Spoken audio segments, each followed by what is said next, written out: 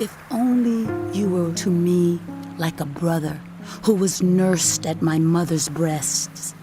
Then, if I found you outside, I would kiss you, and no one would despise me. I would lead you and bring you to my mother's house, she who has taught me. I would give you spiced wine to drink, the nectar of my pomegranates. His left arm is under my head, and his right arm embraces me.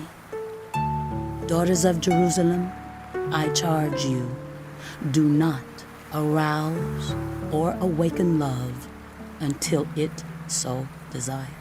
Who is this coming up from the wilderness leaning on her beloved? Under the apple tree I roused you. There your mother conceived you. There she who was in labor gave you birth. Place me like a seal over your heart, like a seal on your arm. For love is as strong as death, its jealousy unyielding as the grave. It burns like blazing fire, like a mighty flame. Many waters cannot quench love. Rivers cannot sweep it away. If one were to give all the wealth of one's house for love, it would be utterly scorned. We have a little sister, and her breasts are not yet grown. What shall we do for our sister on the day she is spoken for? If she is a wall, we will build towers of silver on her.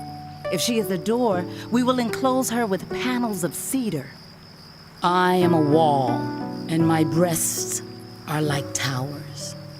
Thus I have become in his eyes, like one bringing contentment. Solomon had a vineyard in Baal-Hamon. He let out his vineyard to tenants. Each was to bring for its fruit 1,000 shekels of silver. But my own vineyard is mine to give. The 1,000 shekels are for you, Solomon, and 200 are for those who tend its fruit.